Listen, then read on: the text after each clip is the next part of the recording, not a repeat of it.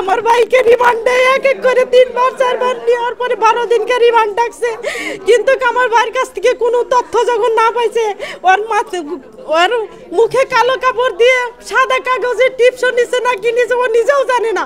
রাত 12টায় ঢাকা মেডিকেল হাসপাতালে নেওয়ার পর আমারে ফোন দিছে যে আতোয়ারের বোন কি আপনি কয় যে আপনার ভাইয়ের অবস্থা খুব সিরিয়াস, আপনি ঢাকা মেডিকেল হাসপাতালে যদি আসেন আগামী দিন আপনি সাক্ষাৎ করতে পারেন। তখন যখন যা দেখি আমার ভাইয়ের লিভার পানি এবং টিবি বানাবে, আমার ভাই অসুস্থ অবস্থায় কোনো কথা বলতে পারে না।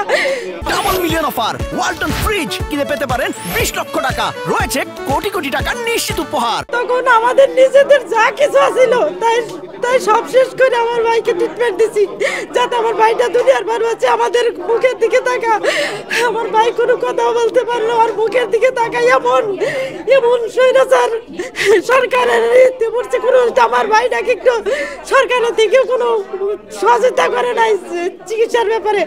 আমাদের বোনেরা কিছু কিছু টাকা উঠে 50,000 টাকার মতো খরচ হয়েছিল, তবু আমরা এইরকম ভাইয়ের মুখের দিকে তাকা, শুধু একটা ভাই দেখেই আমাদের কোনো কিছু নাই।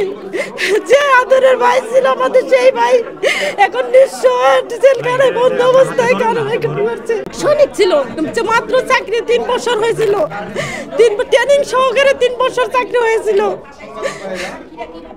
আপনার ভাইকে কি নির্দোষ মনে করেন আপনি? হ্যাঁ, আমার ভাই নির্দোষ। মানে আমার ভাই বলে যদি দুনিয়ার পরে একটা সত্য বিচার হয়ে থাকে, তোমরা যদি আল্লাহ যদি আমাকে যদি সত্য ন্যায় যদি হয়, তাহলে আমি তোমাদের কাছে একদিন না একদিন ফিরে আসবো, এই আশা নিয়ে আমার ভাই আছে বাচ্চা। এবং কি আমার ভাইয়ের কথা যদি আমি এখানে কোনো কিছু জানতাম, তবু নিজেকে বলতাম যে আমি দোষী, আমি কিছুই জানি না।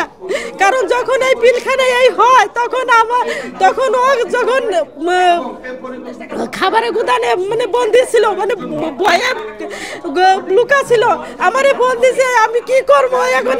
পিলখানায় শব্দ শোনা যাইতেছে, ও কিছুই জানে না, খালি শব্দ শুনে ও ভয়েতে। মানে আমি তখন বলছি, তুমি ওই যে অবস্থায় আছো, তুমি ওই অবস্থায় পালা থাকো, ওই ভিতরেই থাকো, তোমার সমস্যা নাই। 17/3/2009 গ্রেপ্তার করা হয়। 17/3/2009 র্যাবে ওকে রিমান্ডে মারধর করা হয়, 3বার রিমান্ডে নেওয়া হয়। তারপর 1/3/2009 ওকে জেলখানায় প্রেরণ করা হয়। ফাঁসির আসামি বানায় রাখছে। হ্যাঁ, আমরা হাইকোর্টে রিট করছি, কিন্তু কোনো কিছু তো নিতেছে না। আমাদের দাবি উপদেষ্টা এবং প্রধান উপদেষ্টা, সকল উপদেষ্টার কাছে আমাদের একটাই দাবি, তাদের কাছে আপনারা একটু মেসেজটা পৌঁছা দেন যে নিরীহ মানুষগুলি জেলে যে এখন বন্দী আছে, তাদেরকে যেন মুক্তি দেওয়া হয়, তাদের ফ্যামিলির কাছে যেন, মা বোনের কাছে একটু দেখা করতে পারে। কারণ আমার ভাই মাত্র ট্রেনিং সহকারে 3 বছর চাকরি করতো। এই 3 বছরের একটা ছোট্ট একটা ছেলে দাড়ি মজি হয়েছিল না ভাই, এমন অবস্থা। কারণ এসএসসি পাস করে চাকরিটা নিয়েছিল, তাহলে কতটুকু বয়সে চাকরিটা হয়েছিল। সেই ভাই এখন জেলখানা যখনই দেখা করতে যায়, খালি কান্না ছাড়া আর কিছুই বলতে পারে না। আমার উপর সব দায়িত্ব দিচ্ছে যে বোন, তুমি যদি ঘোরাঘুরি করো তো আমি টুই করবো। যে হাইকোর্টে যেখানে যে উকিল যেখানে যাওয়া দরকার, যেখানে যাওয়া দরকার, সেখানে আমি বোন হয়ে আমি নড়াচড়া করছি। এখন আমার বিয়ে হয়েছে, আমার স্বামী তো সবসময় আমাকে ঘুরতে দিবে না। এখন আমার ভাইটার পিছনে আমি চাই যে নির্দোষ হিসাবে আমার ভাই যেন বের হয়ে আসে।